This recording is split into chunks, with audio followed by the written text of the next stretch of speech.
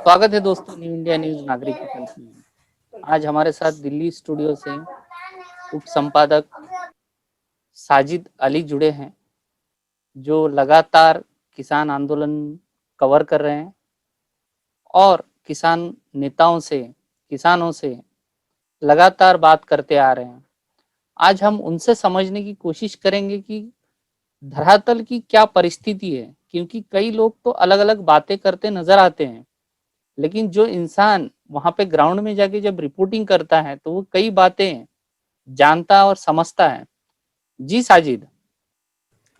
जी नमस्कार। जी जी। धन्यवाद मुश्ताक। आपने जैसा बोला, ये किसान आंदोलन ही बोलते हैं जनरली, बिल के विरोध में है। देखिए, मैं बता दूं आपसे, जो मेरा अपना जो ग्राउंड का अनुभव है, या इतने सालों से जो मैं इस फील्ड से जुड़ा हूं, जब ये शुरू हुआ 6 महीने पहले या 5 महीने पहले, पंजाब के किसानों ने शुरू किया, बहुत छोटे लेवल से। पहले कुछ किसान इकट्ठे हुए, रेलवे ट्रैक में भी कभी कुछ बैठे, रेलवे ट्रैक रोके गए। शुरू में ऐसा लग रहा था कि शायद ये जो आंदोलन है या जो एजिटेशन है, ये सिर्फ पंजाब के किसान ही है और कोई है नहीं। लेकिन जब वो नवंबर में दिल्ली की तरफ चलना शुरू हुए और दूसरे किसान संगठन, बहुत सारे यूनियंस हैं हिंदुस्तान में, हमारे 400-500 किसान संगठन हैं जो काम करते हैं, और उसके बाद जो धीरे एक एक जैसे कहते हैं ना कि लोग जुड़ते गए और कारवां बनता गया, शायद पंजाब के किसान दूसरे किसानों को समझाने में कामयाब रहे कि इस बिल से नुकसान ज्यादा है, और ऐसे नुकसान है जो बहुत लॉन्ग टर्म उनके, क्योंकि किसान का जो प्रोफेशन है वो किसानी है और कुछ तो है नहीं है, तो लॉन्ग टर्म वो, अब देखिए किसान जो होता है वो अपने बच्चों के बारे में भी सोचता है। ऐसा नहीं है कि हम और आप ही सोचते हैं। और मेरी जो किसानों से, मैं आम किसानों से भी बात कर रहा था, किसान नेताओं के अलावा, जिनसे बात हुई तो वो बोल रहे थे, हम तो सिर्फ इसलिए आए हैं कि हमारे साथ तो जो हो रहा है लेकिन हमारे बच्चों के साथ ना हो। और आप एक बात नोट कर लीजिए, वेस्टर्न यूपी, जिसको शुगर केन बेल्ट बोलते हैं, देखिए महाराष्ट्र और यूपी शुगर के ये सबसे हाईएस्ट प्रोडक्ट करते हैं, और वेस्टर्न यूपी खासतौर पे आपका, जहां से राकेश टिकैत जी वगैरह आते हैं, भारतीय किसान यूनियन के जो प्रवक्ता हैं और राष्ट्रीय अध्यक्ष भी हैं उनके बड़े भाई, और वहां पर जो गन्ने मिल का जो रवैया है किसानों के लिए, आप यकीन रखिए कि गन्ना जाके मिल में तौला जा रहा है, उसका वेट लिखा जा रहा है, लेकिन रेट 0-0 लिख रहा है। मैं आपके दर्शकों के लिए पर्ची भी मैं शेयर कर दूंगा। तो ये हालात हैं, जो ग्राउंड की आपने बात की, जो जमीनी हालात है वो बड़े खराब है। और ये ऐसा नहीं है कि किसान का आंदोलन ये एक दिन में इतना गुस्सा है, बिल के खिलाफ है, लेकिन बहुत सारी चीजें हैं जो कई सालों से चली आ रही है। ऐसा नहीं है कि सिर्फ बीजेपी गवर्नमेंट आई तो वहां से किसानों का सब गड़बड़ हो गया। इवन कांग्रेस सरकार ने भी, ये बताइए आप, स्वामीनाथन रिपोर्ट को लागू करने में सारी सरकारों ने हाथ खड़े कर दिए। फिर एनडीए सरकार ने तो सुप्रीम कोर्ट में बोल दिया कि भाई इसको हम पूरी तरह से लागू नहीं कर सकते। अब किसानों के साथ समस्या ये है कि जो खरीदारी होती है, जिसको एमएसपी पे जो खरीदारी होती है, वो बड़ी लिमिटेड सी होती है, वो सिर्फ पीडीएस सिस्टम के लिए 6% कुछ, बाकी के जी 6% के आसपास है, तो वो सिर्फ पीडीएस के लिए, बाकी का क्या करें। और मुश्ताक, इस किसान बिल जो जिसका विरोध हो रहा है, वो इस बात का हो रहा है कि देखिए, क्वालिटी के नाम पे, क्वालिटी आपकी खराब है, जो बड़े कारपोरेट हाउसेज हैं, कुछ हिस्सा तो उसका अच्छे रेट में ले लेंगे, 5%, 10%, और क्वालिटी खराब है उसको शायद वो बिल्कुल, जिसको बोलते हैं कि कंडम के रेट पे ले लेंगे, या हो सकता है ले ही ना। तो किसान क्या करेगा? तो जो समस्या है वो ये है।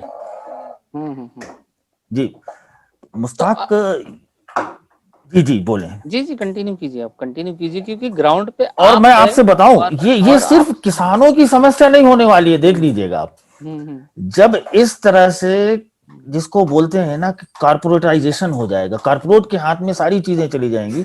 अब आप देखिए ना, आटा आप और हम खरीदते हैं दिल्ली और मुंबई में बैठ के, मैं ब्रांड का नाम तो नहीं लूंगा अपने चैनल में, किसी को प्रमोट करूंगा नहीं। आटा खरीदते हैं, वो क्या रेट लेते हैं, और जो किसान का जो गेहूं है, जिससे आप गेहूं ले रहे हैं, कि चावल ले रहे हैं, वो क्या रेट ले रहे हैं? वही चावल आपने क्या किया, उसको, क्योंकि किसान के पास, बेचारे के पास इतना पूंजी नहीं है, तो वो प्रोसेसिंग यूनिट नहीं लगा पाए, आपने प्रोसेसिंग यूनिट लगा लिया और उसके रेट 3 से 4 गुना कर दिए।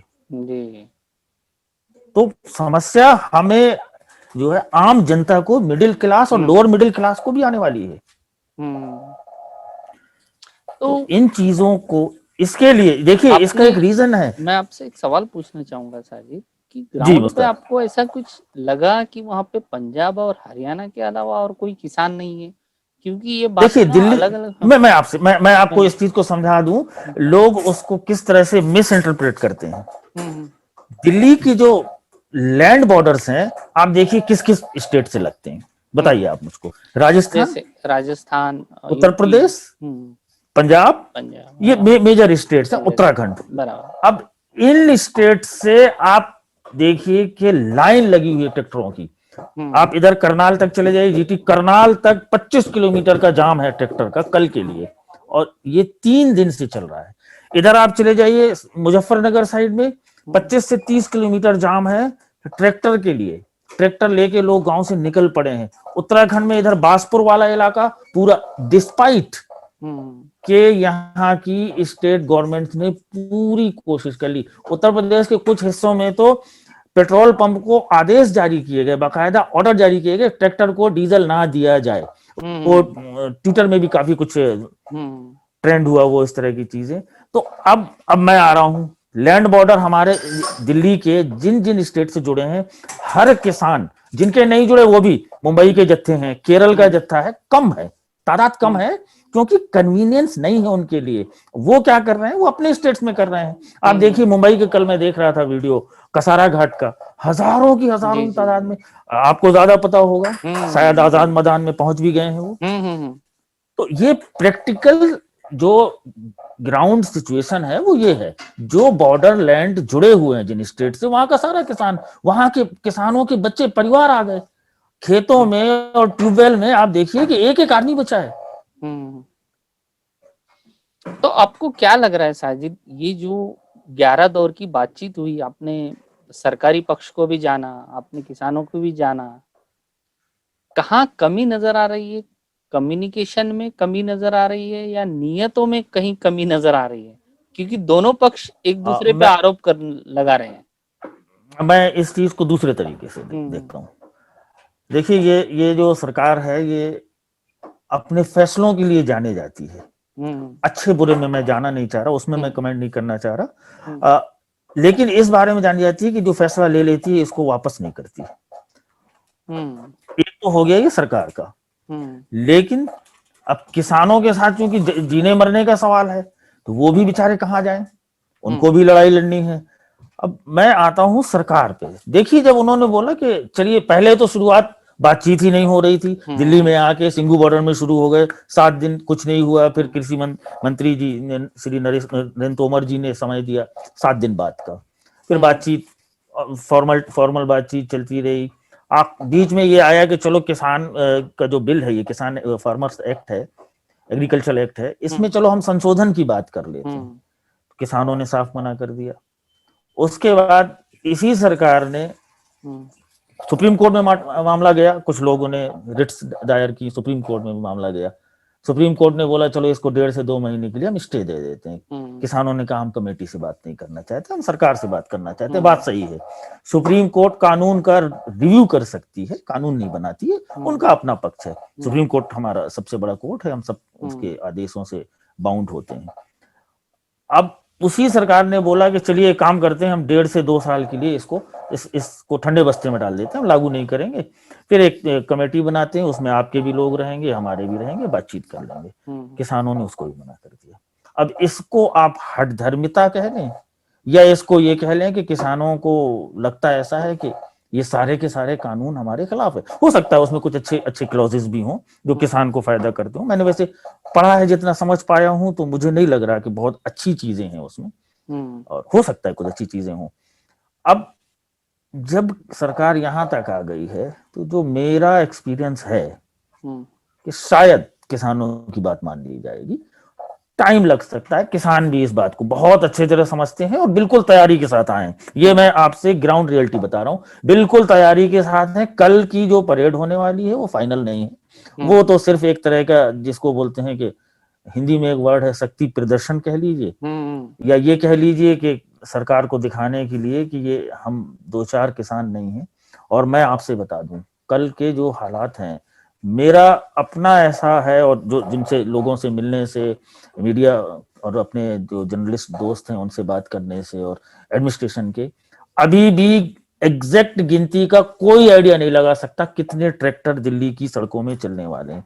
ये मान के चलिए 2 से 3 लाख तो मिनिमम जो बॉटम लाइन होगी वो होगी जी। और ये परेड मुश्ताक 2 से 3 दिन चलेगी दिल्ली में। ऐसा नहीं है कि 26 को शुरू होगी दोपहर को और शाम में खत्म हो जाएगी। कि देखिए दिल्ली में अगर आप, मैं जितना ज्योग्राफी दिल्ली की समझता हूँ, एक साथ ट्रैक्टर जब एंटर करेंगे तो 25,000 से ज्यादा ट्रैक्टर एक सड़क में नहीं आ सकते, तो बाकी कहाँ जाएंगे? तो जब वो एक निकलेगा तब दूसरे के लिए बनेगा, तो इसलिए मैं बोल रहा हूँ 2 से 3 दिन लगेगा। जी जी साजिद, कल पहली ऐसी परेड हम देखने जा रहे हैं, पहला ऐसा गणतंत्र दिवस हम देखने जा रहे हैं जिसका आकर्षण जवान नहीं किसान है। सब लोगों की नजर जवानों से ज्यादा शायद किसानों पे रहेगी, और मैं आपको शुभकामनाएं देता हूं कि कल आप अपनी टीम के साथ पहले गवर्नमेंट का भी प्रोग्राम कवर करें और फिर किसानों का भी प्रोग्राम कवर करें। तो ये थे हमारे दिल्ली स्टूडियो से हमारे उप संपादक साजिद अली। मैं आज विदा लेता हूँ। धन्यवाद साजिद अली। धन्यवाद सभी का। न्यू इंडिया न्यूज के जो हमारे दर्शक हैं उनका भी धन्यवाद, और मैं सारे दर्शकों को, मुश्ताक आपको पहले से गणतंत्र दिवस की बधाई देना चाहता हूँ। जी आपको भी। मेरी तरफ से सभी को गणतंत्र दिवस की बधाई। जी धन्यवाद।